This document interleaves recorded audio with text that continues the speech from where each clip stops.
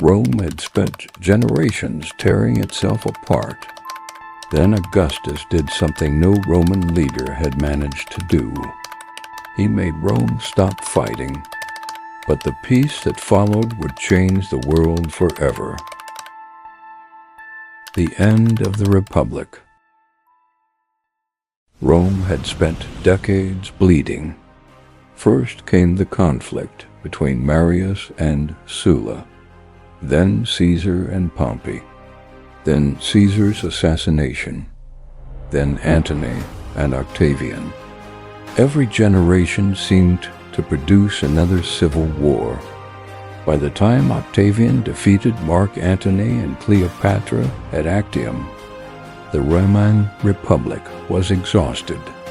He understood that Rome would never accept another king. So he did something extraordinary. He appeared to give his power away. He returned authority to the Senate. He claimed that the Republic had been restored, but the reality was very different. The Senate gave him new powers and a new name, Augustus, the revered one. From that moment forward, Rome had a new political system. The Republic still existed in name. The Senate still met. Elections still happened. But Augustus controlled the most important thing of all, the army. And with the army behind him, he could finally end this cycle of civil war. The gates of the Temple of Janus in Rome had traditionally been opened during times of war. When Rome was at peace, they were closed. For generations, those doors had rarely remained shut. Now Augustus ordered them closed. It was more than a political gesture. It was a message. The age of Roman civil war was over, or at least, that was what Augustus wanted the people to believe. Because Augustus knew that Rome could not simply stop fighting. An empire this large still had enemies. There were wars on the borders, rebellions in distant provinces, tribes beyond the Rhine, kingdoms in the east. But something had changed. Rome was no longer destroying itself. Its armies could now march outward. Instead of Roman soldiers fighting Roman soldiers, they could conquer new territory, protect trade routes, secure borders, and enforce Roman authority. Augustus began reorganizing the army. Soldiers received regular pay. Veterans were settled in colonies. The number of legions was reduced. And the army became a permanent instrument of the state. For the first time in generations, Rome had something it had desperately lacked: stability. But Augustus did not stop with the army. He understood that an empire could not survive through soldiers alone.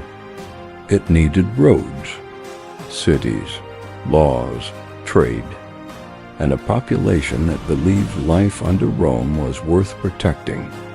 Across Italy and the provinces, a transformation began. Old roads were repaired. New roads were constructed. Bridges crossed rivers.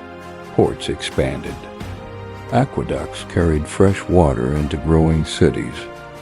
Roman engineers turned distance into connection. A traveler could leave one province and eventually reach another thousands of miles away, using roads built by the same empire. For ordinary people, this changed everyday life. Goods moved faster. Merchants traveled farther. Soldiers could reach distant frontiers. Ideas spread from city to city. Rome was becoming more than a city.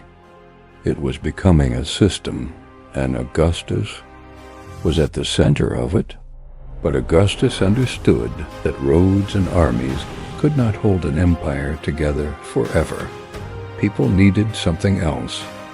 They needed to believe they belonged to something larger than themselves. So Augustus turned toward another weapon, not the sword, not the army, but Rome's culture itself. Poets, architects, artists, writers, and monuments all would help create a new image of Rome and a new age. An age the Romans would remember as Pax Romana, the peace of Augustus. The transformation of Rome did not happen overnight. Augustus understood that an empire could collapse just as easily from within as it could be destroyed by an enemy. So he began with the heart of Roman society, the city itself. When Augustus first came to power, Rome was still a city of political violence, overcrowded streets, aging buildings, and enormous inequality. He wanted that to change. He wanted Rome to look like the capital of the greatest civilization on earth. And he had a simple message for the Roman people. Rome was entering a new age. Temples were restored. Public buildings were rebuilt. New monuments appeared throughout the city. Stone replaced old brick. Marble replaced worn structures. And everywhere the Romans looked, they saw the image of a powerful and prosperous empire. Augustus later famously claimed that he had found Rome a city of brick and left it a city of marble. But the transformation was not only about appearances. Augustus also changed the way Rome was governed. The provinces were reorganized. Officials were monitored more carefully. Taxes became more predictable. Corruption was punished, and Roman law reached deeper into the territories controlled by Rome for millions of people living far from Italy. Rome was no longer simply a distant military power. It was becoming part of everyday life. But Augustus also understood the importance of family. He believed that the moral decline of Roman society had contributed to the collapse of the Republic. So he introduced laws encouraging marriage and larger families. Adultery was punished. Traditional Roman values were promoted. Ancient religious ceremonies were revived. Augustus presented himself as the man who had restored Rome's traditional way of life. But there was something else behind these reforms. Augustus was building legitimacy.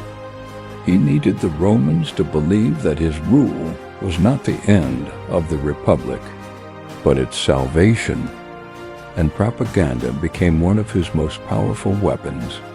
Poets wrote about Rome's glorious destiny. Artists celebrated Augustus. Monuments displayed victories. Coins carried his image across the empire. Everywhere the same message appeared: Rome was strong, Rome was prosperous, and Augustus had brought peace. One of the most famous writers of the age was Virgil. His epic poem, the Aeneid, connected Rome's origins to the legendary Trojan hero, Aeneas. According to the story, Rome's destiny had been written long before Augustus was born. The Roman people were destined to rule, and Augustus was presented as the leader who had finally brought that destiny to its greatest moment. But Pax Romana was not simply a peaceful period. Rome was still fighting. Augustus expanded Roman territory into the Alps. He strengthened control over Spain. Roman forces pushed into the Balkans. And in the east, diplomacy and military power secured Roman influence over neighboring kingdoms. The empire continued to grow, but Augustus eventually discovered that expansion had limits. And one disaster would remind Rome just how dangerous those limits could be. In the year 09 AD, 3 Roman legions marched into the forests of Germania. Their commander was Publius Quinctilius Varus. He believed the Germanic tribes were under Roman control, but he was walking into a trap. The Germanic leader Arminius had united several tribes, and deep inside the forest, they were waiting. The Romans entered the narrow, muddy terrain. Their formations became disorganized. Then the attack began. From the trees, warriors appeared. Roman soldiers were attacked from every direction. The weather turned against them. The terrain became almost impossible to cross. For 3 days, the Roman army fought for survival. When it was over, 3 entire legions had been destroyed. Thousands of Roman soldiers were dead. The disaster shocked the empire. Augustus reportedly walked through his palace for days, repeating the same desperate words.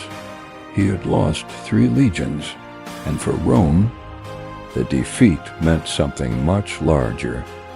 The German frontier would never become the Roman frontier Augustus had imagined. Rome stopped expanding east of the Rhine. The empire had reached one of its natural limits, but strangely, the defeat did not destroy Pax Romana. Instead, it helped define it. Rome learned that endless conquest was not necessary. The empire could survive by defending what it already controlled, and now a new Roman strategy emerged. Secure the borders, protect the roads, protect the trade, maintain the peace. For the next generations, Roman emperors would inherit the system Augustus had created. And throughout the Mediterranean world, life began to change in ways that would outlast the man himself. Cities grew, trade expanded, Roman citizenship spread, and people from distant provinces began entering Roman society. A man born in Spain could become a Roman senator. A soldier from Syria could serve in the Roman army. A merchant from North Africa could trade in Rome. The empire was slowly becoming something larger than Italy. It was becoming a world. But peace had created something Augustus could never have imagined. A civilization connected by roads, protected by armies, and held together by a common system of law and culture. The Roman Empire had entered its golden age. But Augustus was growing old, and the greatest test of his creation was still waiting. Could Pax Romana survive without the man who built it? The legacy of Augustus. Augustus had spent decades building Rome, but now Rome had to learn how to survive without him. He was no longer the young man who had defeated Antony. He was old. His hair had turned gray. His body had weakened.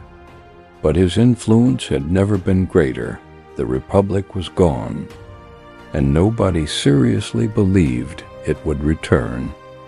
The system Augustus had created had become too deeply connected to Roman life.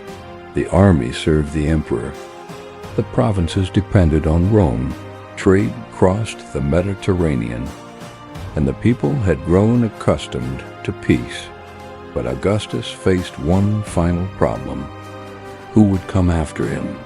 He had lost several potential heirs. One after another, the men he had hoped would continue his dynasty died. Eventually, his stepson Tiberius became his successor. It was not the future Augustus had originally imagined. But it was enough. The system had survived. And that was Augustus's greatest achievement. Not a single battle, not a conquered kingdom, but a political system that could continue after his death. In 14 AD, Augustus died. He was 75 years old. He had ruled Rome for more than 4 decades. When the news reached the provinces, The empire did not collapse. There was no new civil war. No army immediately marched on Rome. No rival general declared himself emperor. Instead, the transition happened. Tiberius took power, and the machine Augustus had built continued moving. This was the true beginning of Pax Romana. The peace would last for generations. Under later emperors, Rome reached the height of its territorial power. Roads stretched from Britain to Syria. From Spain to North Africa, the Mediterranean became a highway of Roman commerce. Ships carried grain from Egypt, wine from Italy, olive oil from Spain, glass from the eastern provinces, and luxury goods from lands far beyond Rome. Millions of people lived under Roman rule. They spoke different languages, worshipped different gods, and came from different cultures. Yet they were connected by the same empire: Roman law, Roman roads, Roman citizenship, Roman military protection, and an enormous network of cities. This was Pax Romana, but it was never perfect peace. There were rebellions. There were wars on the borders. There were emperors who abused their power. There were famines, political conspiracies, and enormous inequality. The peace of Rome was maintained by force when necessary. The empire was peaceful because Rome was powerful enough to make rebellion extremely dangerous. That was the paradox of Pax Romana. It was peace, built upon military strength. And perhaps that is why it lasted so long.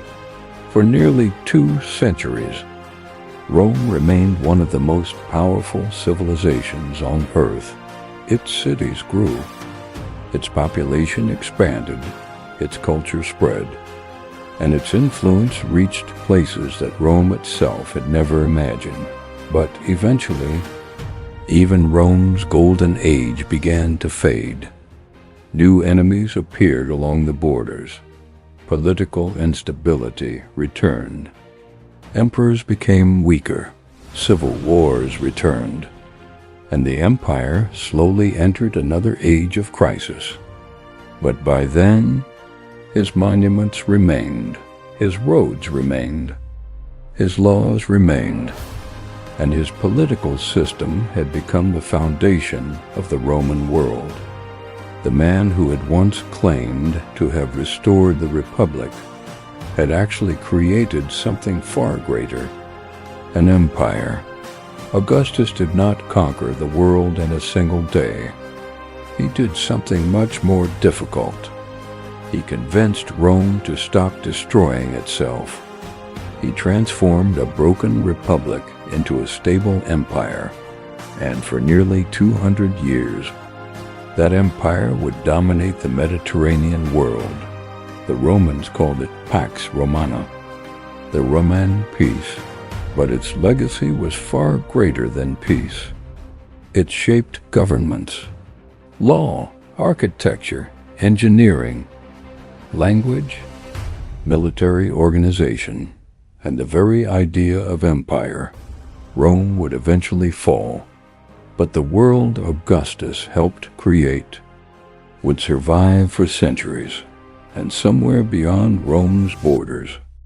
A young boy was growing up among the Mongolian steppes. He had no empire, no army, no throne. His name was Temujin, and one day, the world would know him by another name, Genghis Khan.